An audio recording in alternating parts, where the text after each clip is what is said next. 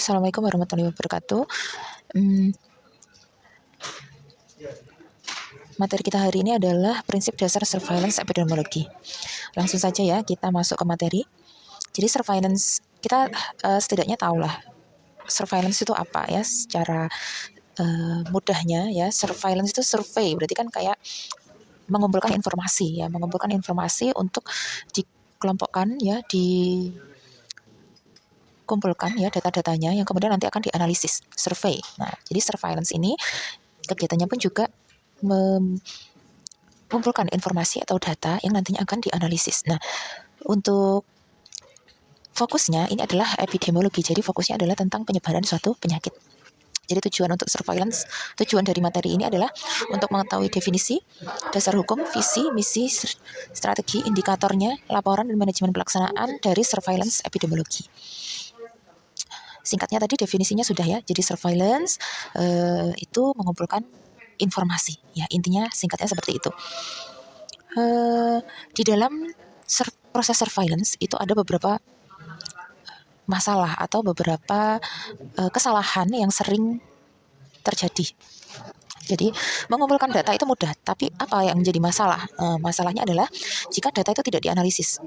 Terus kemudian apabila dianalisis ya, sudah dianalisis, terkumpullah suatu kesimpulan dari data yang dianalisis. Nah, tapi kesimpulan itu tidak di-feedback ke sumber datanya ya, jadi tidak ada feedback. Di suatu daerah diketemukan banyak rumah tanpa adanya jamban, atau mereka pembuangannya itu di sungai dan seterusnya. Nah, itu kesimpulan sudah ada, tapi apakah ada feedback? Apakah ada program untuk pembentukan jamban di setiap rumah di suatu daerah? Nah, itu ya maksudnya feedbacknya. Contohnya seperti itu.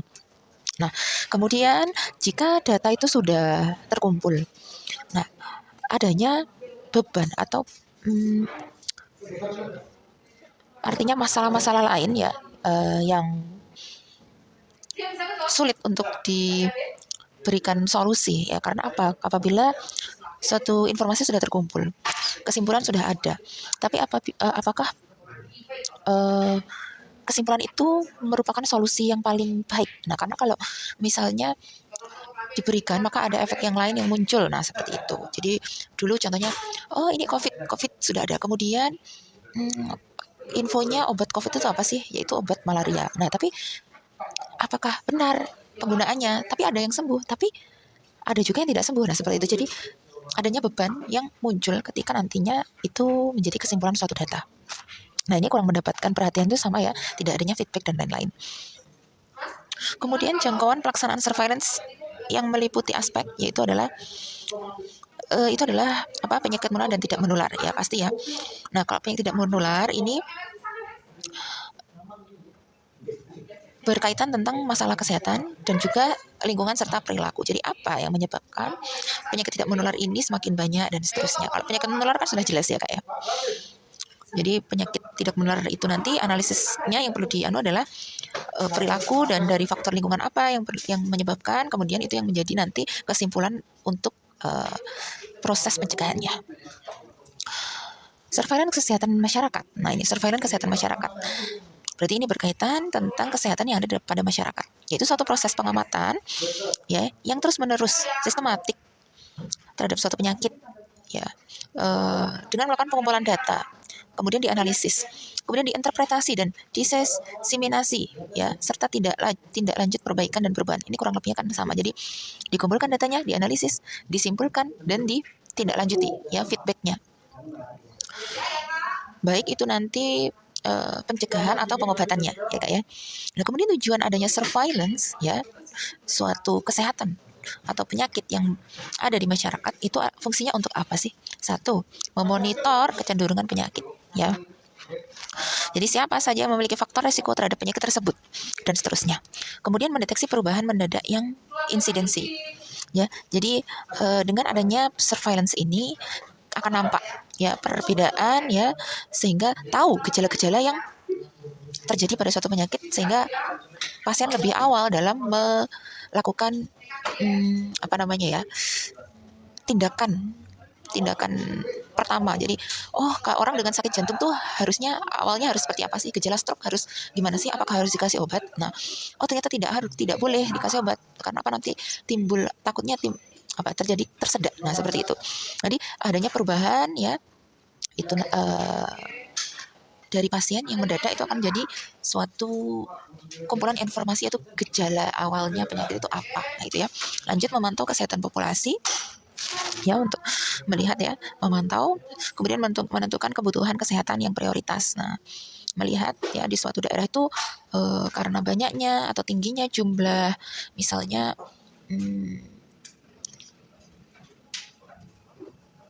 misalnya ya ada ya di suatu daerah itu banyak sih anak dengan kelahiran dengan Down syndrome. Nah, itu kemudian itu yang diprioritaskan ya, yang dianalisis ternyata adanya pernikahan yang masih sedarah di antara lingkungan atau di suku tersebut dan seterusnya ya.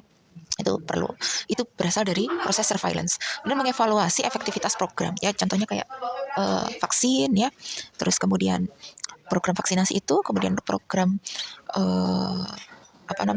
kayak cuci tangan ya. Jadi efektivitas program cuci tangan 20 detik itu tuh efektif nggak sih mengurangi kasus. Nah, gerakan work from home, nah itu efektif nggak sih mengurangi kerumunan yang nantinya akan terjadi penyebaran penyakit. Nah, kayak gitu ya. Dan mengidentifikasi kebutuhan riset. Jadi apa yang menjadi topik terbaru untuk penelitian ya. Jadi apa sih? Itu kan berasal dari surveillance. Nah, ini yang kan setiap era itu selalu ada trennya penelitian ya. Untuk saat ini, untuk kemarin COVID, trennya adalah COVID. Kemudian setelah COVID selesai, ternyata lebih banyak lagi kasus penyakit tidak menular. Nah, seperti itu. Yaitu karena adanya dari aktivitas sebelumnya ya Kak ya, dari COVID itu kurang aktivitas fisik. Berita terbaru ya, masih umur 15 sudah diabetes. Nah, seperti itu. Karena memang kerjanya hanya yaitu main HP dan kurang aktivitas fisik dan seterusnya ya. Jadi kebutuhan riset itu yang terbaru adalah berasal dari yang tren itu ya, itu berasal dari hasil surveillance. Kemudian ini adalah sistem dari surveillance ya, dibagi dua, yaitu dari fasilitas pelayanan kesehatan, dan yang kedua atasnya adalah dari pusatnya, yaitu dari dinas kesehatan baik tingkat kabupaten, provinsi maupun pusat. Nah, jadi laporan itu berasal dari fasilitas pelayanan kesehatan ya, dari puskesmas, dari rumah sakit, dokter praktek, dan atau disebut juga itu komunitas ya. Jadi ada suatu kasus kemudian dilaporkan yang nantinya akan dibentuk menjadi suatu data. Laporannya banyak nih. Nah, itu akan masuk menjadi data akan analisis dan interpretasi, menghasilkan suatu informasi atau kesimpulan yang nantinya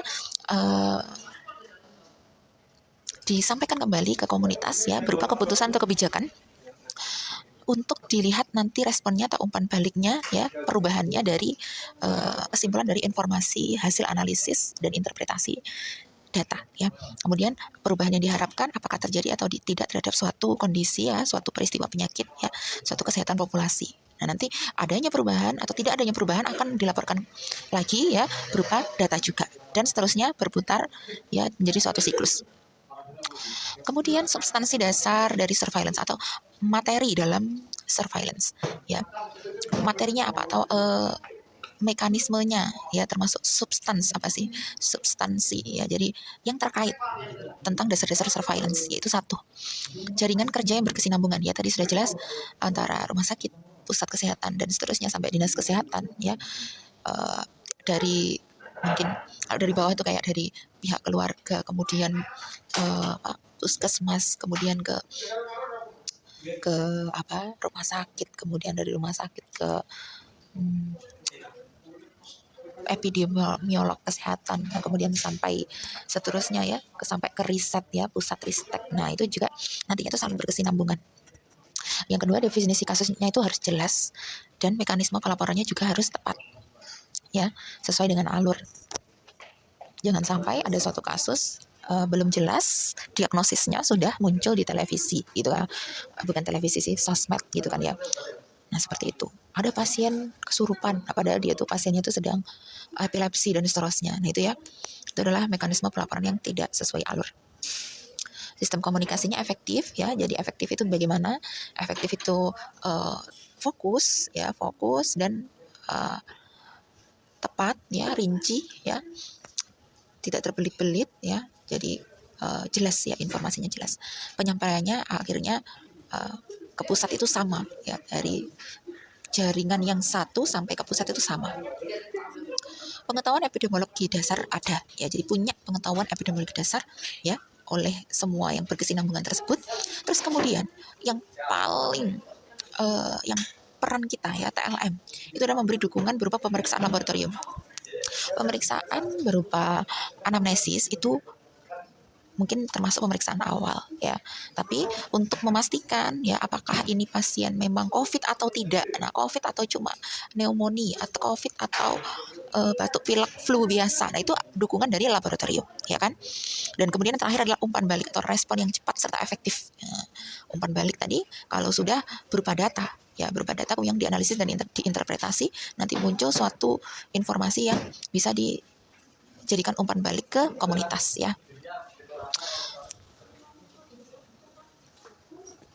Lanjut ya, apa sih dasar hukum ya dari surveillance? Ini sudah diatur ya sejak tahun 84 oleh undang-undang.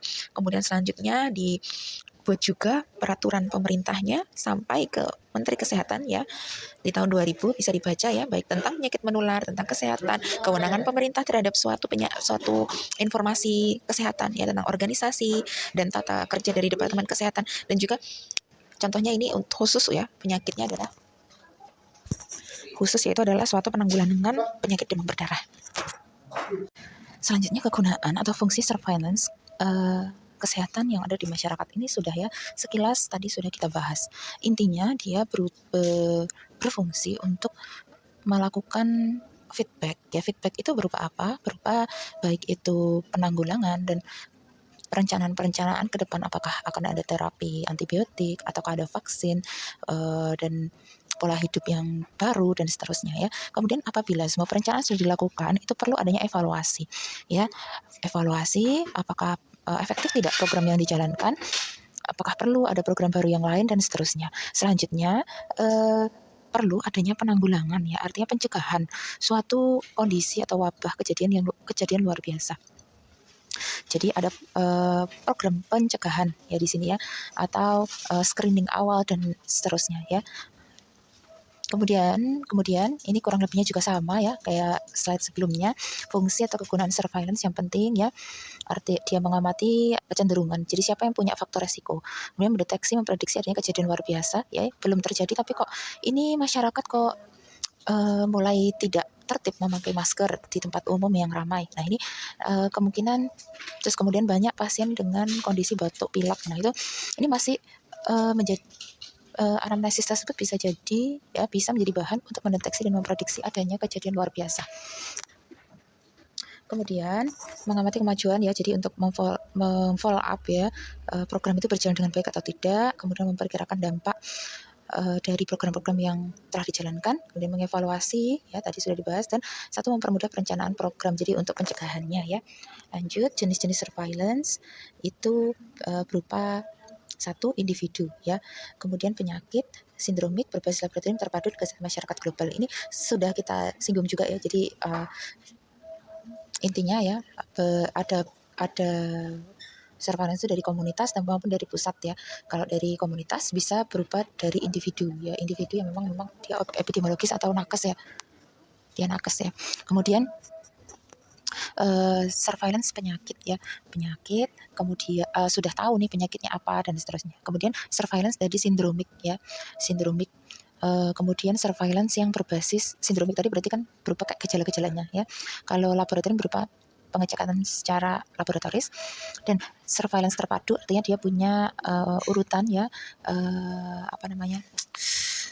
hierarki ya, dari bawah sampai ke pusat ya. Kemudian secara global ya, berarti ini dipandu dan diprakarsai oleh WHO ya. Kemudian kelengkapan dan ketepatan dan kebenaran dari laporan ya. Jadi surveillance itu yang perlu diperhatikan adalah dia kelengkapannya. Kelengkapan apa ya, nanti kita bahas. Kemudian ketepatan serta kebenaran laporan. Nah, mengenai kelengkapan, apa yang harus lengkap di dalam proses surveillance itu adalah laporannya ya. Laporannya yaitu persentase laporan yang seharusnya diterima atau dikirim dibanding dengan realisasi laporan yang diterima atau dikirim dalam waktu tertentu. Jadi artinya kelengkapan informasi yang diterima itu dalam kurun waktu yang masih baru ya, masih update ya istilahnya, masih update, tidak informasi yang lama ya, seperti itu. Jadi kelengkapan itu merupakan bagian dari materi yang penting dari suatu informasi dari surveillance tersebut ya. Kemudian ketepatan. Ketepatan ini yang dimaksud adalah tepat waktu ya. Jadi ini juga berkaitan tentang up to date juga ya. Jadi pada waktu yang telah ditetapkan ya. Misalnya kasus COVID ini aja deh, kasus COVID pelaporannya mungkin sekarang masih ada kasus COVID, tapi terus kemudian jumlah kasusnya itu tergolong banyak gitu ya. Kemudian dibandingkan dengan dulu juga sama-sama banyaknya. Kalau tidak terpadu sama dengan paham akan ketepatan waktu, nah kita akan melaporkan bahwa oh ini masih banyak sekali kasus COVID, tapi kan sama-sama banyak, tapi masalah pelaporan waktunya itu sudah beda. Nah karena yang dibutuhkan dari surveillance ini ya itu adalah akurasi informasinya ya. Nah ini kebenaran tadi masalah kelengkapan, akurasi waktu, dan ini validnya suatu informasi ya. Melihat suatu kejadian, oh ini ada pasien dengan misal kalau sama ya epilepsi dan rabies. Nah ini semua dipukul rata bahwa orang dengan gejala yang mirip ini semua dikata rabies. Kemudian di video dan ada di sosmed. Nah itu artinya memang gejalanya sama, tapi apakah benar? Nah itu perlu dicek secara dalamnya, baik secara laboratoris dan seterusnya. Tuh. Dan kemudian strategi dalam surveillance itu ini tadi juga sudah dibahas ya, kurang lebihnya adalah mutu data suatu informasi epidemiologi disentralisasi, jadi dia itu terfokus atau terpusat, maksudnya terpusat. Misal kita itu pusat informasinya dari WHO ya, bukan dari nakes yang mungkin itu mereka literasinya berbeda gitu. Kemudian peningkatan profesionalisme tenaga epidemiolog, jadi lebih banyak tenaga dalam surveillance serta profesional. Kemudian jaringan komunikasinya ditingkatkan ya, jadi lebih mudah dalam komunikasi, interaksi ya, baik lintas program maupun sektor ya. Jadi adanya kemudahan akses ya informasi, sehingga dari komunitas sampai ke pusat sampai ke global itu sama, informasinya sama ya. Kemudian adanya tim epidemiologi yang handal sama ya, sistem surveillance sesuai dengan kebutuhan masing-masing tingkat administrasi kesehatan ya. Misal di daerah yang terpencil gitu aja ya, itu mungkin penyesuaiannya adalah karena terpencil itu misal banyak para petani ya Kak ya, jadi otomatis yang perlu di surveillance adalah jumlah penduduk dengan hipertensi. Nah seperti itu, karena kan kalau di daerah terpencil dan masih natural gitu ya, jadi mereka tingkat kasus untuk penyakit tidak menular yang lain, contohnya seperti kanker, diabetes itu lebih sedikit Kak, karena aktivitas fisik lebih banyak ya. Kemudian justru aktivitas fisiknya tidak terkontrol ya, bahkan berlebih. Jadi di daerah nelayan maupun di daerah petani itu perlu di surveillance masalah kasus hipertensi ya, sesuai dengan lokasi.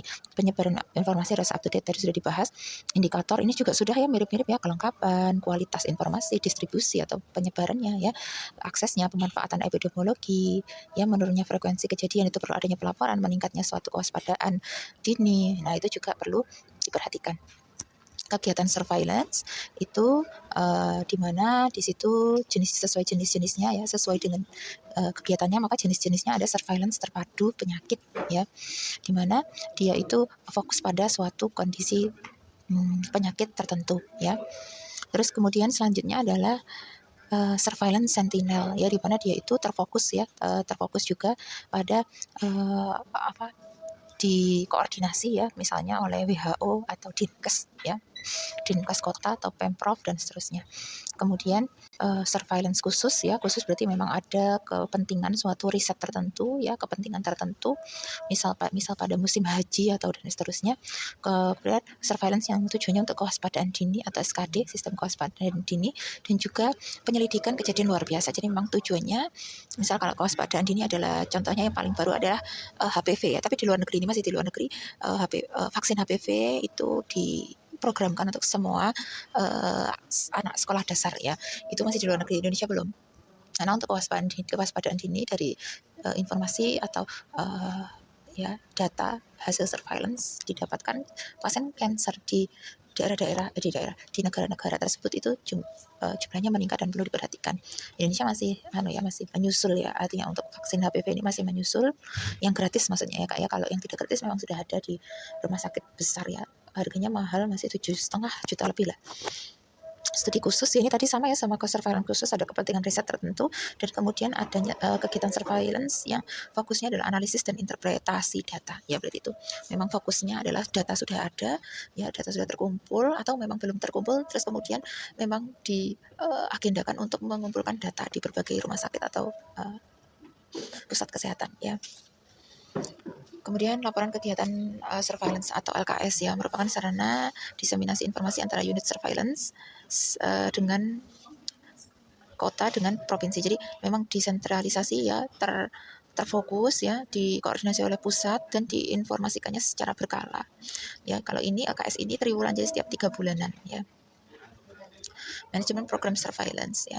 Manajemen program, jadi apa sih program-program yang di manajemen di dalam surveillance ya? Itu adalah satu, perencanaan dokumen ya, dokumen perencanaan tahunan ya. Jadi yang di manajemen adalah rencana-rencana tahunan yang akan dilaksanakan ya, itu dokumennya perlu dikumpulkan. Kemudian istilahnya ini kayak membuat proposal gitu loh Kak.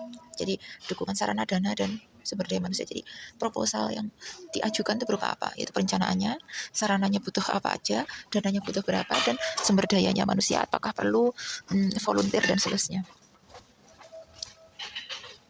Ini kurang lebihnya sama ya, jadi seperti tadi jenis-jenis surveillance dan juga kegiatannya ya. Jadi prosesnya dari pengumpulan data, analisis, interpretasi, kemudian adanya perencanaan, contohnya berupa sistem kewaspadaan dini ya, pencegahannya, kemudian seminar-seminar. Dan yang pernah terjadi ya, itu misalnya surveillance terhadap adanya penyakit campak ya, tetanus, kemudian penyakit-penyakit yang tidak menular ya, PETA atau PTM, surveillance tentang infeksi nosokomial ya di rumah sakit itu. Kemudian hepatitis virus, yaitu hepatitis B, dan juga surveillance tentang pariwisata ya. Jadi di situ dikaitkan juga masalah surveillance atau apa sih penyakit yang jadi traveler disease itu apa sih, nah, seperti itu. Kemudian monitoring dan evaluasi ya, jadi adanya setelah adanya feedback, maka apa yang perlu diperhatikan itu adalah evaluasinya ya. Jadi harus ada pertemuan ya antara jadi dari epidemiolog dengan istilahnya TKP ya, yaitu harus ada pertemuan dan kunjungan. Kemudian adanya di situ penerapan untuk mengendalikan mutu suatu programnya yang berjalan ya. Jadi perlu adanya kendali mutu ya dari program yang dijalankan, dan kemudian perlu adanya diadakan ya seminar untuk sistem pencegahan ya. Kemudian ini kurang lebih sama ya. Jadi kalau surveillance itu ada proses-prosesnya. Ini ada dibagi menjadi indikator input, proses, dan juga output. Inputnya apa ya, berupa informasi ya dari tim epidemiolog dan dukungan dana dan operasional ya, itu ya indikator dari inputnya. Nah, dalam prosesnya apa saja, itu frekuensi pertemuan kajian data ya, dan jumlah rekomendasi yang dihasilkan ya. Dalam memproses surveillance itu yang menentukan ya, faktornya adalah pertemuan kajian dari tim epidemiolog dan juga rekomendasi atau istilahnya ide-ide baru ya di dalamnya, jalan keluar. Nah, kemudian indikator outputnya ya, apa yang perlu direncanakan atau dilakukan, yaitu satu adalah adanya publikasi atau bulletin dalam 1 tahun. Sebenarnya ada Kak majalah khusus kesehatan ya, jadi ada sebenarnya majalah kedokteran dan lain-lain, atau kalau yang untuk saat ini adalah di sosial media ya, jadi tidak berupa bulletin atau majalah, tapi postingan di sosial media ya dari akun yang apa sih namanya Kak, official ya. Kemudian jumlah kegiatan tertulis dalam dokumen perencanaan didasari atas rekomendasi tim epidemiolog ya. Jadi jumlah kegiatan tertulis ya dalam dokumen perencanaan tahunan itu yang direkomendasikan oleh tim epidemiolognya ya. Terima kasih. Maaf mungkin kurang berkenan ya. Ini jam 4 lebih ya. Berapa posisinya di IGD, jadi tidur nggak bisa semalaman. Saya gunakan untuk membuat materi, dan ini udah terasa ngantuk. Jadi Selamat belajar. Semoga paham ya. Jadi tidak saya tidak mengharapkan hafal tapi paham. Itu saja saya akhiri. Wassalamualaikum warahmatullahi wabarakatuh.